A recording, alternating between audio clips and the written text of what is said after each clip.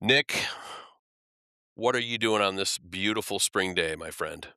Oh, I'm about to have a beautiful spring break trip with my whole family. I'm excited I about it. heard, yeah, big things going on down there in Cozumel, Mexico, from what I understand. Yeah, absolutely. And you know what my wife said? She said, "Hey, what are you going to do today to make sure I'm all ready and help me pack?" And I said, "You know what I'm going to do for you? I'm going to Hmm, podcast with Eric that's while amazing. while you pack."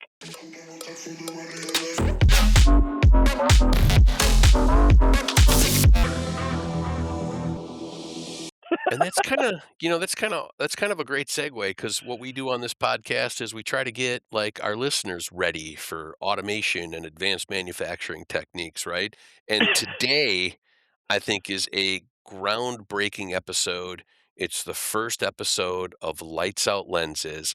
And what we're going to do is we're going to invite some friends from Oklahoma in, and we are going to get the automation journey, right? But from the perspective of ownership, director of operations, director of production, and director of engineering and programming. So, what were their business challenges, right? All Mhm. those lenses. And then what did the journey look like for all those different people? And then last but not least, how did it like affect them personally, professionally, right? Post install. And you and I have been to okay, I guess cat's out of the bag. Our Yeah. guests today are Advanced Machine and Fabricating from Oklahoma. Great company. I mean, they do some really cool materials, and they've got some automation cells that, I mean, blew my mind when we were down there. Yeah, this is some of the my favorite people in the industry. One of the favorite shop tours I've been on in years. There's so much to talk about, and I love like the concept we had while we were there. It's like we talked around advanced technology and automation, but we talked to everyone on the team about it, and so it was like everyone's got a different lens that they look through when they're exploring automation and how it's going to work and what it's going to take to implement and the results that they hope to achieve. So, super excited to get this kicked off with Randall here. I am too. Yeah. So so yeah, first, let's bring our friend Randel Hamilton in. Randall is the director of operations for Advanced Machine and Fabricating, and I just learned a fellow collector of action figures. So, Yeah. Randall, welcome to the Lights Out podcast. Good morning. Thank you guys. Happy to Yeah, be here.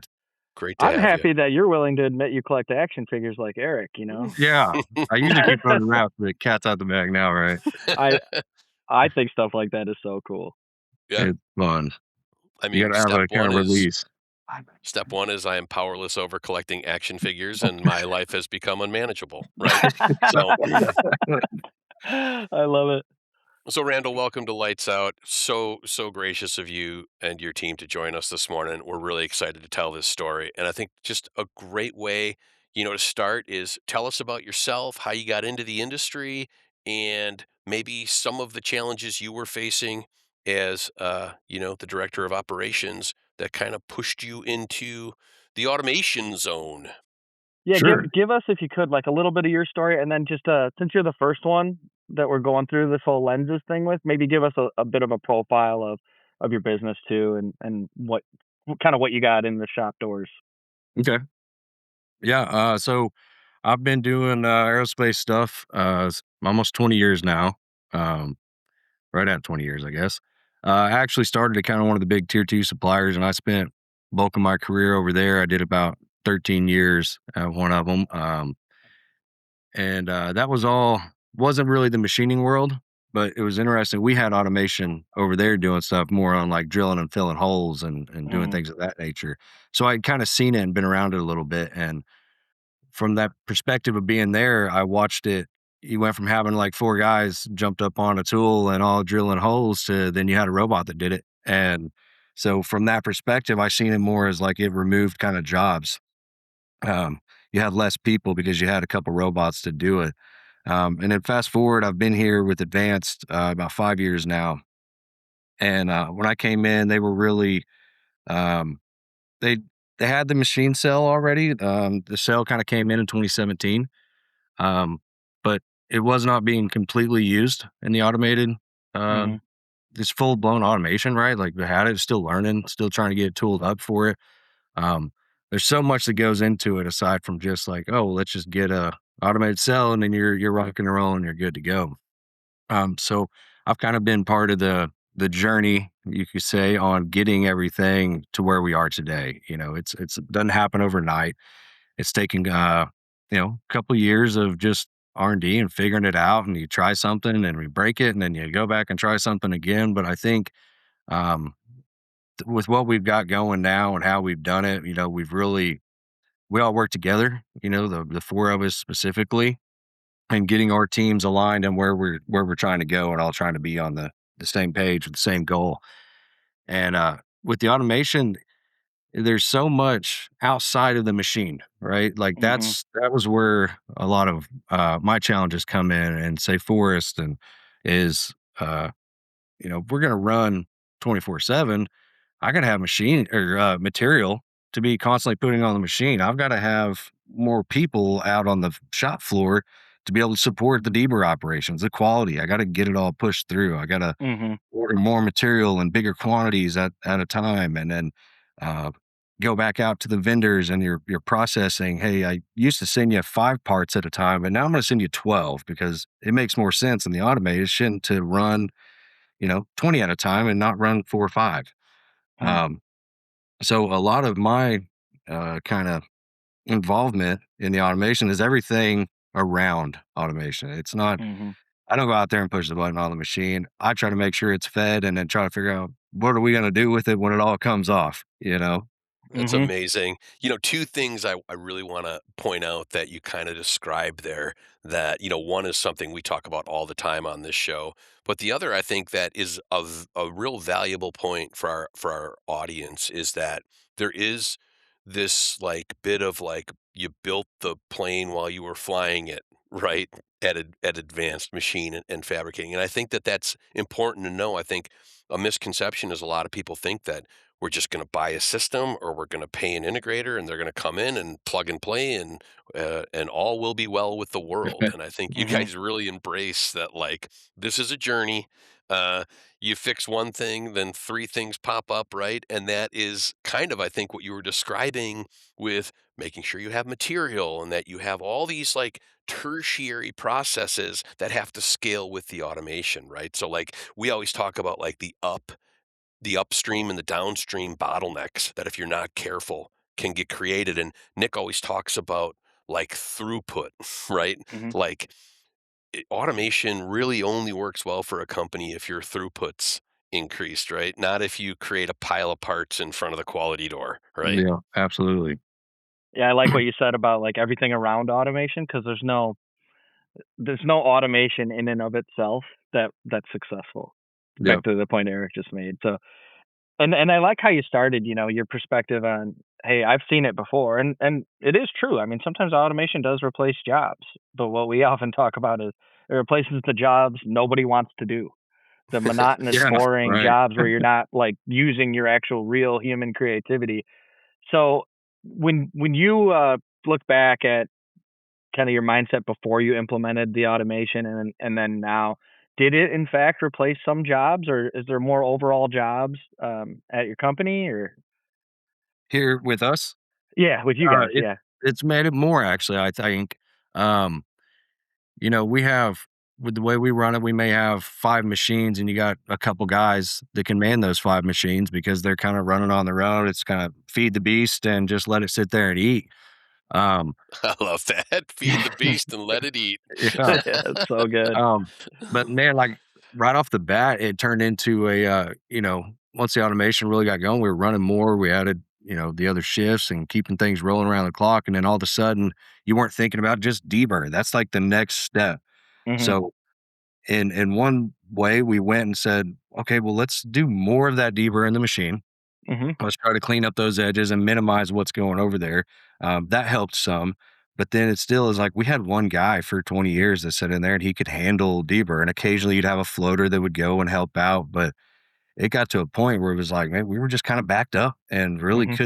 couldn't do nothing with it. So we kind of did like a whole project around that, and like, let's get them all the tools they need. Let's make point of use a big thing where anything you need is going to be right there. And then it just kind of kept growing and getting a step further. Okay, let's put pictures in our planning that show these guys exactly like here's how it starts and here's how it needs to look. Like Mm. trying to cut out a minute here, a minute there, and then, now you walk out there and the racks they're just flowing, but we Yeah. had a guy in there, so now we've got 2 where we had the one at one point, we surged and had, like, 3 to get it help cleaned out. What was nice is you're backed up in Deber, but you're not behind on shipping parts because you got the parts done faster. So Sure. it wasn't like it was affecting anything other than just making us kind of scramble, go, oh, why are these all sitting here? Yeah, I want to get into technical for a second because deburring always seems to be the operation where it's like, well, should we do that in the machine or should we do it outside of the machine? It's like the one that always gets talked about when you talk about automation. And are you doing it out of the machine, or did you decide to put that into the program?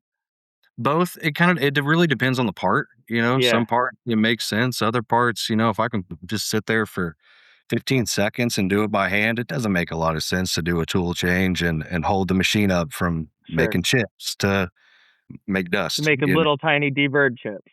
Yeah, yeah. Hurt them chips to You know, dust. Yeah. but I think, I was looking at some parts the other day and it was a big gnarly part and uh I would say, 75% of it was done in the machine and there's spots where it just really couldn't reach, but the deburr then for the guys, you look at it and it's like, oh, I'm gonna be on this all day. And really we just went around and it took 5 minutes and you were done. Mhm, So it's still a mix. Some things it's faster to have a guy do it. That seems mhm. crazy in this world, but sometimes a human can do it faster. That's Yeah, and I think actually an awesome point, and I'm glad you made it. It's like totally. you Yeah. you need to decide what's worth automating and what's not, because it's not everything. Yes, absolutely. Yeah, and from an operations standpoint, I kinda love the mentality of, too many people, they try to catch lightning in a bottle, and it just slows things down. We always say here, right, "Sacrifice good for perfect," and I love that you guys really got hyper focused on, like, the incremental changes of moving towards the greater goal. Our president, Noah, Goldner, always says, "Let's just get 1% better every day," right? Yeah. And then what's Yeah. that look like over the course of a year? Fellas, hey, well, I got you both real quick. So I'm really trying to drill in like our work holding options at Hill and all of our shops. Got any advice? Mike, it's as simple as RasRam. As what? RasRam, you've never heard of it? I have not. Paul? What Nick is referring to is the 7 habits of highly effective work holding: That makes more sense. repeatability, accessibility, scalability, reliability, adaptability, and modularity. If you want to find all of these principles in one catalog, check out the SMW Autoblok catalog. You can find it at smwautoblok.com. Thanks, fellas. Yeah, quality side was kind of the same way. Luckily, Scott and them, they were smart enough when they put this cell in that we've got, like they realized we got to inspect these parts and you got to do it quickly and get it back in. 'Cause if you have an automated cell sitting, it's not automated. So Yeah. Mhm. in our world and what we do, getting that first piece off and getting it good and validating it so you can rock and roll and get the rest of them done. And like that's the name of the game here. So we have a Duramax, kind of a portable CMM that's Mhm. right out there in that cell. So part comes off, them guys, they walk 10 steps, they put it on there, run the program real quick, get a green report, and then hit go. That's amazing. But Yeah, you Randall, we did a whole story early in the Lights Out series with Eric and Dave, and it was the automation trap. We like wrote a fictitious story, and that's something that the hero of the story did. They were like, "Hey, let's put automation right next to the machine and not have this huge pile in front of a department." But automation can be kind of like um, how we've expanded the job from somebody who maybe was doing a boring task like just deburring. Um, to now deburring and then like quality and everything involved in the entire automation equation. So And yeah. I would like to point out if that fictitious story ever became a movie, the opening frame would be based on real events. You know, just want to make sure that Yeah. that gets noted in the annals of film history. and So that and Randall, Eric's like signing up to play the main character, but we're not yeah, gonna let him go to Hollywood. We'll never get him back. uh, Randall, so one thing that I really think is valuable for the listeners out there is what did this automation journey, what has it unlocked for you personally and professionally? You know? Hmm. Yeah, sure. So, one thing, kind of a cool story that we had last year. We finished out. I guess it would have been 24, and we were all discussing and looking at the numbers and looking at the workload and kind of seeing what we've got. And we had some contract work that we knew was there. We could see it. We knew what had to be done from January to December. And leadership team, we kind of sat there and go, okay, if we know what we've got to do, how do we maximize all these processes with the automation to try to say, let's get all of the work in December. Let's get that done by October, right? Mm. Um, we got through about July, August and was like, oh crap, we got to go get some more work. So we beat October by a couple months. Well, then that shifted me and Scott to like, we got to go out and sell. So I went from being kind of parked in here and just helping run stuff to like, we got to go get more work. And Mm. then going and getting more work turns into, when you're out there, you're trying to sell that. Like, I don't want to go get two pieces on something that's once every 6 months. Like, I want to try to sell us as like, I can do 10,000 of these things. I'm set up to do it. I've got the tools and the machines and the capability. Like, feed me that automated style work. I wish it was that easy where I could just say, "Hey, give it to me," and we get it. But no, it really, for me, it shifted into more the sales and the purchasing side of things, and making sure that we've got the material on hand to be able to do that. And that was something that um, I kind of took it on to help out, and then it's just kind of become part of what I do. With the purchasing of items and selling, and but it was not in the scope initially, and this is a lot Right. that to kind of pop in there. But isn't that a great point though? Like when you add automation, it makes you think about the full process. You have to if it's going to be successful, and then it makes your employees more entrepreneurial. That they're thinking like a bit like the entire business. It's not just, hey, I gotta do what we've historically done, and I gotta get these parts through this machine. It's, oh crap, now that I gotta feed the beast, I gotta make sure, like, I know its dietary requirements, and I'm feeding it the right kind of work, which changed because of the automation. And so you're getting into like you said, sales and purchasing and more of that full, well-rounded mindset, thinking like an entrepreneur. Right, and Yeah, to me, that's the problem you want, right? Exactly. So many times we hear people, painted into a corner of capacity, right? Hmm. The problem being, hey, we got to go sell more, we got to go get more work. I mean, that's the problem you want, right? yeah, yeah, Not we don't have any more floor space and we need six more spindles, right? yeah, yeah. No, that's amazing. What about you personally, Randall? Has it unlocked anything for you? You get your Saturdays back or anything like that? Get more time for the Um, action figure collection. yeah, right. Um, yeah, yeah. I mean, we have the majority of our shop. I mean, we run 7 days a week, but all of us, we have it set up to where the guys on the floor, they're working 4 10s. And then That's we have a beautiful. weekend shift that does a Friday, Saturday, Sunday, and they do 3 12s. And then we have a kind of a skeleton second shift that just keeps things flowing. Feeding the But beast. it blew my mind the first couple of years being here. It was like, I'm kind of scrambling in my mind thinking, we got to get this out, we got to get it done. And we take off on the weekend, and it's like, well, we're still making our ship dates, we're still meeting it. It's nice that we're not out there constantly begging and beating people up to, hey, I need you to stay late. I need you to come in early. I need you to work the overtime. It's like, if we're having to do that, there's something that's interjected into our process that isn't automated, right? And we've really done a lot of not just like an automated cell is one thing, but an automated Mhm. business within every process, like automation, can mean more of like you have a process, like, and it does not change. Just follow Mhm. that process every time, whether you're getting a PO that comes in, like me or a couple others that are on my team, they know, like, you go through it, you scrub it, you do this, like, follow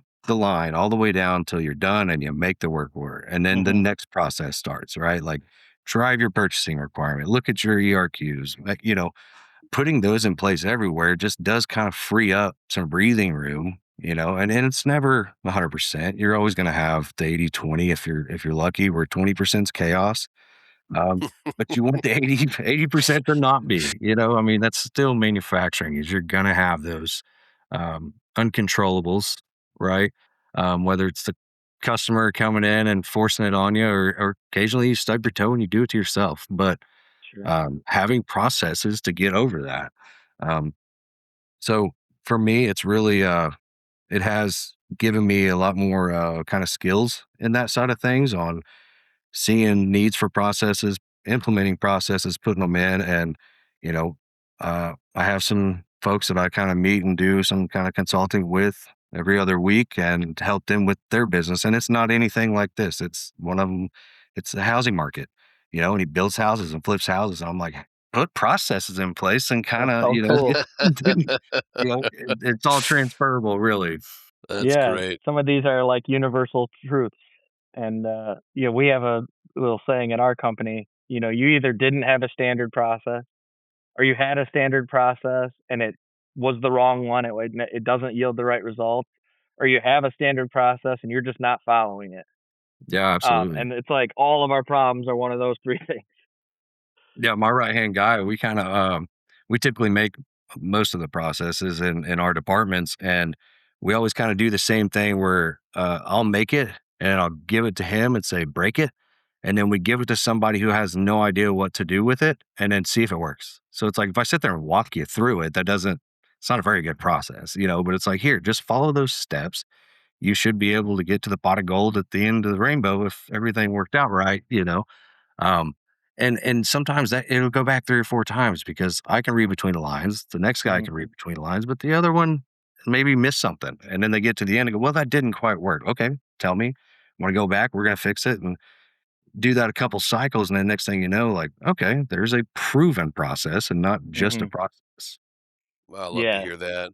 What a phenomenal operational lens you've given us here this morning, Randall. Really want to thank you for your time. Yeah, what a great story. Yeah, thanks Eric, for having. let's ask them all like a quick closing question for the end of their little segment of this. But Randall, as we kind of close your section of this Lights Out Lenses episode, give us a rating, your levels of like stress or like what the heck, whatever that emotion is, kind of the chaos. Was chaos 1 to 10 at give us a rating there, and then give us a rating kind of now after you're a little bit more seasoned with the automation. Has it changed at all? I would say it's kind of a 5, before and after, because it's like it's overwhelming at first, but Hmm. then once you get rolling, you kinda start seeing those perks, and it makes it seem like it's really not so bad. So it may start as an 8, and then it goes to a 3, and then even afterward, you're just kinda doing this cycle, you Hmm. know? Like, "Well, now I need new work. When I get new work, it starts over. How do I get Sure. this work Yeah, better the off?" chaos doesn't go to zero, but Yeah, it never goes to 0. I think that's manufacturing, right? But mhm. I think if you can hover around that 3, 4, 5, you're probably doing pretty good because a 10 in chaos world, and that's not good for anybody. You're not making parts, you're not getting anything green, you ain't shipping, you ain't getting paid. Run And a then new when you get home, place. you're just kicking your dog. Yeah. That's outstanding. Awesome, man. Well, yeah, Hey, Randall, thanks for thank you so joining us. much for your Yeah. time. In manufacturing, growth isn't accidental, it's engineered. But a lot of suppliers are still building their pipeline on outdated lists, inconsistent follow up, and hope based marketing, hoping their website will somehow bring in leads. Gabe Draper, the founder of Factor, knows that struggle. Years ago, he ran a shop that went bankrupt, not because of quality, but because he didn't have a steady way to generate new opportunities. That experience is what led him to build Factor. Factor helps suppliers create consistent sales opportunities by combining targeted outreach with marketing that puts you in front of the right buyers.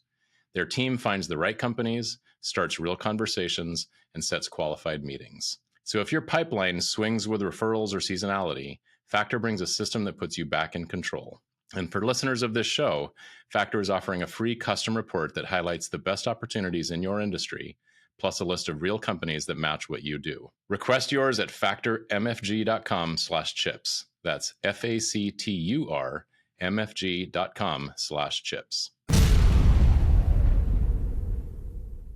Wow, what an amazing story Randall shared with us. Hey, Nick.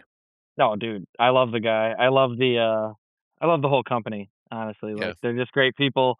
And what I was saying, before we even started recording, it's like I wish we could capture and bottle the tour that we got and like share it with the audience before the episode, because that's like where the magic is, when you see the Yeah. incredible company that they're running and then the great culture that they have Meet the too. people, see the smiles. I mean, Yeah. you experience some of those things Randall was talking about, right? 410s, 312s, and when people have that quality of life, it shows up when you see them at work, right? Yeah, and they So don't have to come in and work on a Saturday. They just have to keep the beast fed.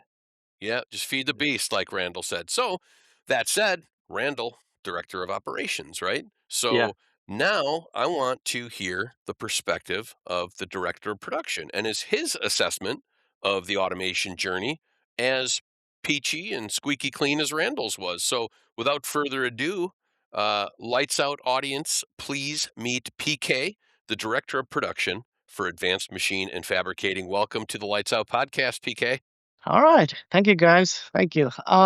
Let me introduce myself. I'm a director of production at Advanced. Joined Advanced in 2012. I have a bachelor's degree in production management, and I'm responsible for $14+ million shipment a year. We have a Whoa. 25 CNC machines. Okay.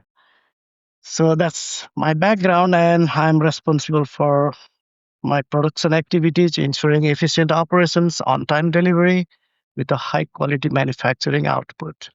So you Okay. said 40 million a year, 25 Oh, machines. 14, sorry. 14. Okay, 14 14. million a year and 25 machines. That's kind of like under your domain, PK. Yes. Got it. And Yes. then what would you say the biggest difference? I think the audience might be wondering what I was wondering when I met you, and then I met Randall. You got the director of operations and then the director of production. I'm sure there's a lot of overlap in terms of how you think and what Yes. you're responsible for. But what would you say the differences are between you and Randall's role? My primary role is the execution side. Okay. How to make it happen, like Mm-hmm. on the backlogs and customer due dates and master scheduling, when, where, at what time, which machine. I mean, that type of thing. So I need to schedule to get the real good output. Okay. I'm more kind of like getting more output from the same machine. Okay, Got it. that's my core goal. Okay, not without adding the resource like person. So whatever existing machine, how I can get more from that particular work center. So Makes a lot of sense. that's the goal. But I'll give you some like a real time or real example of what we have been doing here. Okay, so currently we have selected FASTEMS cell is our automation journey. Okay, starting. Mm-hmm. So that consists of two Okuma 5, ME 5000 with 16 pallets. I mean, it's connected with the FASTEM system, FMS, with the Mm-hmm. 36 pallets and with one KUKA robot. Okay, that's the whole system. So there's two Okuma, what are they, 500 millimeter horizontal? Yes. And then there's a big KUKA robot that's on like a rail. And Rail, that rail is taking 32 pallets, two 36 pallets. 16 pallet systems, and it's Yes, just keeping both of those beasts fed. I exactly. hate to be that guy, but we all know, having been at your facility, that KUKA robot's name Uh-huh. is Pistol Pete, It's and I believe it's only right to refer to him as Pete from this point forward. Yeah, PK, will you call the robot by his real name? It's too big. All right. Pistol Pete. I love It's it. too big. So, okay, here is a reality, okay? So, weekly. So, how many hours in a week? Let's see. Oh, geez, I don't know. 168 hours, right? There you go. Yep. Yeah. 160 hours. Currently, we are manned, staffed with 116 hours. So, what's the gap? 52 hours. Yep. So, 52 hours a week is unused time, okay? Mm-hmm. So, we are not getting any production. We are not. Out of 52 hours, we are getting only 4 to 7 hours per week currently. Okay, this is the current scenario. And Okay. there are a lot of challenges to get. Our goal is to get at least 80% or 80 to 90% out of 52 hours per week. Sure. That means it's a 40 hours per week. Okay, that's the challenge. And we are working to mitigate that challenge. And from the lens of production management, I have like 8 or 9 points I pointed out. So as a team, we are working on that. Okay, how to get 40 hours per week extra from that sale. And that 40 hours means around 2,000 hours per year if you look on the yearly. And Mhm. that will be the huge Yeah, that's a lot of parts. lot of Yeah, and part. you attach a reasonable hourly rate for an impressive piece of equipment like those Okumas, and you Yeah, add 2,000 hours of yeah. production that you're getting that maybe you It's weren't getting in around the past. $400,000 worth of production, That's how you around pay half for a the million. machine faster. That's how you Yeah, tell the success story of automation is all those extra hours. And I love the way, exactly. we think, well, what's a work week? Oh, 40 hours. Well, that's Yeah, what a human might work, a full-time work week for a human. What's a right. work week for Pistol Pete? That guy's a workaholic. Yeah, yeah, yeah, yeah. So good. So So that's what we are trying to utilize. And from my lens, I would consider this, the whole automation thing as not a technology project. I would consider this as a stability project. that's What is awesome. that means is a process repeatability, tool life predictability, thermal stability of the machine, and reliable work holdings and probing. Okay, that's called as long as your process is stable, then Hmm. only you can think about the automation. I love that you said that. We talk about that all the time. You cannot automate an unreliable process. Yes, We always say you just multiply uh, the Chaos. bad things you're doing. Yeah, you're just doing chaos automatically. And I exactly. love how you tied your job and your journey into two very important KPIs, right? High Yep. quality and on-time delivery. Yeah. And as you're trying to get this 80-90% of that extra time, you're trying to capture that for Mhm, production. What mhm. are what are some of the challenges you're running into? Would you mind sharing that with us? Oh, yes, yes. That's why I'm trying to pinpoint these challenges. Okay. It's just Awesome. a process capability under zero supervision. That's our goal. Yeah. And Okay. it's hard to get.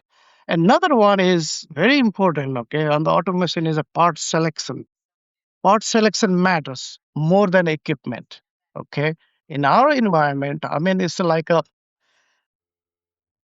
what do you call it? In general, high volume, low mix parts goes to the automation, but we are in the reverse, Hmm. right? We have a high mix, low volume, and that's the huge challenge for us. And to get that, and then another thing is we have a challenge with the tight tolerance parts also, frequent engineering change, and exotic materials. We can't work with that, but still we're thinking about working with that also. We are very selective, like on our part selection also.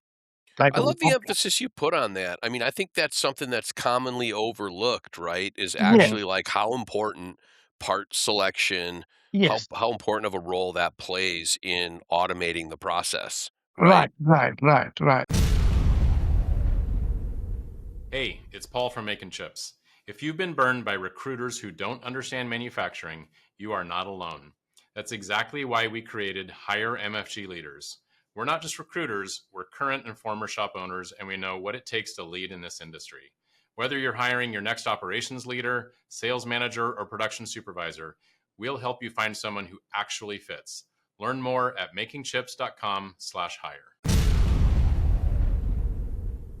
So PK, let me ask you a question about part selection because, from the sales perspective, we go out, we solve the customer's problems, we say, "Hey, we're capable of doing this kind of work," and they give us an order. We don't necessarily get to say, "Will you give us this exact type of order?"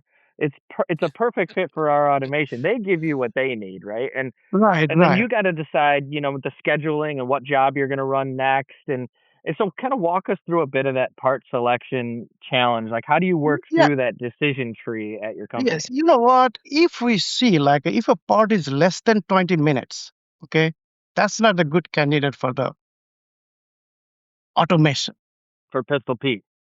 for the pistol pick. Okay. I mean, Yeah, let's say got it. we have a parts like a 10-minute cycle time, 10, 15 minutes. I mean, that type of things. So it's like we will consider like a high volume and low mix type of things. If you have a more than 30 pieces, 50 pieces per order, and that will be a good candidate for the automation. So Got it. that's And how. obviously you're involved in more than just what's automated, right? I mean, you have to think about what jobs you're going to run Oh yeah, exactly. manually and It's what jobs both you're going to time, run yeah. in the Pistol Pete cell. Yes, the whole part schedule. I mean, we need to make sure, like, I mean, if you are working with the 24 hours, you need to make sure every single parts you need to manage properly in the FASTEM system.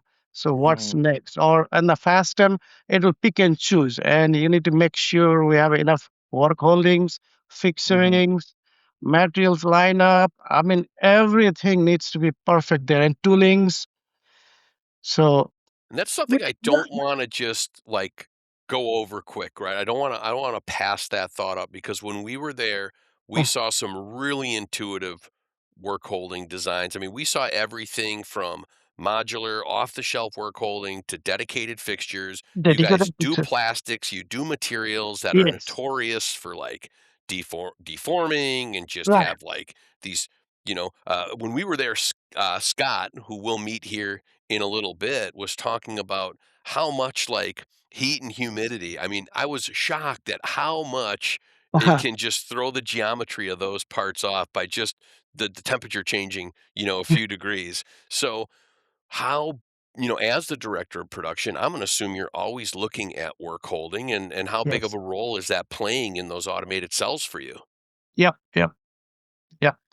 We're very concerned about that. I mean, and based on your volume and I mean, it's a lot of things. I mean, you need to keep in mind in the work holdings also. If you are running the same part number like 10 times a year, right, or 15 times a year, or 2 times a year, it all depends on your frequency also. Hey, is it worth to make work holdings, extra work holdings for the same part or not? I mean, there are a lot of factors involved on that. Mhm. It's not, I mean, the behind the scene, I mean, there are a lot of work that needs to happen, needs to be happened. Yeah, Another thing is quality control also must be embedded inside that process. Mhm. That way, how we can minimize that inspection process, right? It can't inspect every single time, right? Mhm. Every single parts. And we have a challenge, like for example, we're working with one of the customer, they want they want their every single parts to be checked. Okay. If you are running 20 parts, every single parts needs to be checked. Right. So 100%. how you can run those parts, right? I mean, Yeah, it's a challenge. Yeah. So yeah.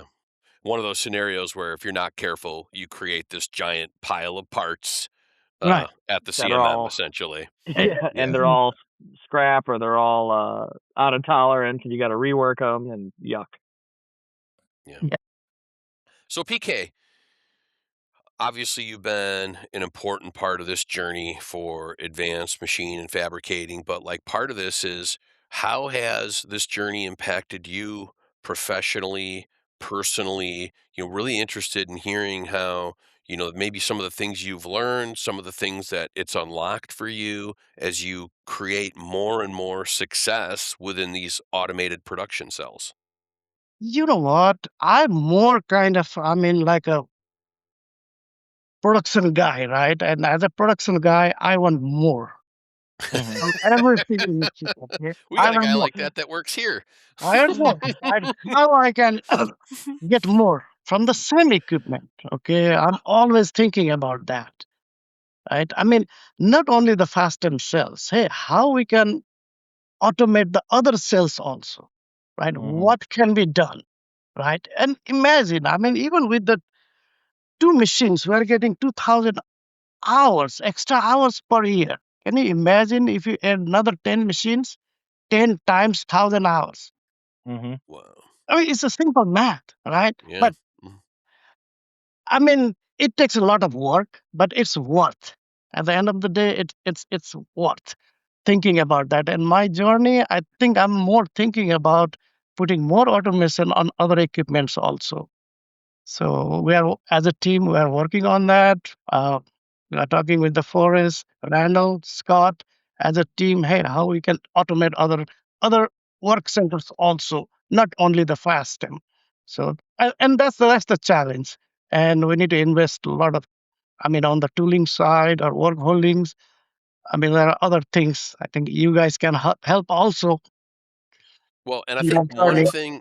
one thing that you and I had a conversation about when we were there that was fascinating me was some of how you're collecting the data too, Oh, right? You guys are using some pretty advanced techniques when it comes to capturing all that production data oh, yeah. and using it for the Mhm. power of good. Yeah, yeah, Yeah. yeah. Even we are capturing the first pass yield. Like, hey, how many times we failed to make one good part? Here is the That's result. cool. Okay, we tried 3 times, and on the fourth attempt, we pass. I mean, that type of data. I mean, we are analyzing and how we can do it better next time. You know what So, I love is we're big proponents of OEE on the Lights Out podcast. And Randall, he really, talked about making sure materials ready and making sure the people are there, and that's the availability, right? And you're yeah, talking about on-time delivery and through oh, yeah, first piece throughput and quality. And it's like you and Randall, just two people yes, oh, have yeah, almost combined to ensure that like Advanced Machine and Fabricating has this remarkable OEE. yeah, It's oh, really yeah. cool. There you go, there you go. Yeah, I'm excited 100% to hear agree. the next guy's perspective too on just like making sure we're getting that performance, like we're hitting the target cycle times and how we program everything and all of that too. It's going to be exciting to get into the forest part of this. But PK, what really jumps out when I hear from you is just how you're always thinking about the numbers. You Mhm. started your segment here with like how many hours should be in a week, and this is how many hours I'm not getting. Not And getting. I'm trying to figure out. I've got a bunch of kids, and when I gotta get dinner ready, it's like who's the hungriest and who eats the most, and I'm trying to figure out who eats more. Which beast is the hardest to feed? Is it PK or is it Pistol Pete? Because Yeah. you always want more. Yeah, how we can use that 52 hours, right? That's the Yeah, challenge. exactly. 52 hours in that Well, cell. and you mentioned FASTEMS a few times, and when you look at FASTEMS, they're speaking to people directly like you, people who think just like you, because you look at their logo and it's got 8760 in a Edison? big red circle, and I know Yeah. I always just kind of saw it and thought it was maybe like a date or something like for a milestone within their company, or I don't know. And you guys are like, do you know what that means? And what is it? How many hours are in a year? Something like this, yeah. Yes, 24 hours times 360. Yeah, and so 360. you think about that, and Eh, someone's thinking about how many hours are we really getting that utilization, and Yes. are we getting the most out of all of our hours? And isn't it kind of like, not to Yeah. be too philosophical here, but isn't that the point of life, right? Get the most out of the time you have. And so Yes. you take that to an art form at your company. And as we move into the next segment, I want to ask you the same question we asked Randall. Before the, implementation of the automation and before the Pistol Pete and all of that, where would you say your like level of stress or tension or chaos was if you had to go 1 to 10? Where would it be then, and then where is it at now? No, at that time we were struggling. Like even, I mean, we were struggling at that Mm-hmm. time, like to get on time delivery, and customers were mad. I mean, it's kind of chaos. Now, with all this, I mean, we utilize or we implement a good process. I mean, Mm-hmm. taking automation in mind, and like, hey, how we can get most out of the existing machines without investing. But I mean, we invest on the tooling side and other things also, softwares, work holdings. So Mm-hmm. with that, now I would say, I mean, out of 10, we are on 6, 7. Yeah. Yeah, Yeah. it's never perfect. You don't get to 10 where you're like, I'm never stressed anymore. It's just a different kind of stress. Yeah. Yeah. You're always gonna have that gap that you're trying to close, and that's what Good great news, continuous team. improvement people are. We Yeah. won manufacturing. Yeah, We beat it. won. We won. Everyone go home. We won. Wow. Well, That's so good. PK, phenomenal talking to you. Enjoyed every minute of it, and can't wait to see you again, sir. Thank you for your time. Thank you very much. Thank you, guys. Hey, it's Dave, and you just finished listening to Randel and PK, and you might have noticed something else. I wasn't there. Yeah, Nick and Eric, they went and recorded this one without me. I think I got the calendar invite at some point after the recording, which is a pretty neat trick. But credit where credit's due. They got some really good stuff here. Randel laid out the operations side. Automation doesn't remove work, it shifts it. Build the business around the cell, or the cell breaks the business. And PK followed it up on production. All of that unused machine time is money sitting on the floor, but only if you've got stable processes in the right parts feeding the system. That's half the picture. Operations and production can feed the beast all day long, but if the parts aren't right, none of it really matters. So next episode, Nick and Eric sit down with Forrest on engineering and Scott on quality, standardization, and inspection, the half that decides whether any of this actually works. I'll see if I'm invited. Subscribe so you don't miss it, because I clearly missed this one. Thanks.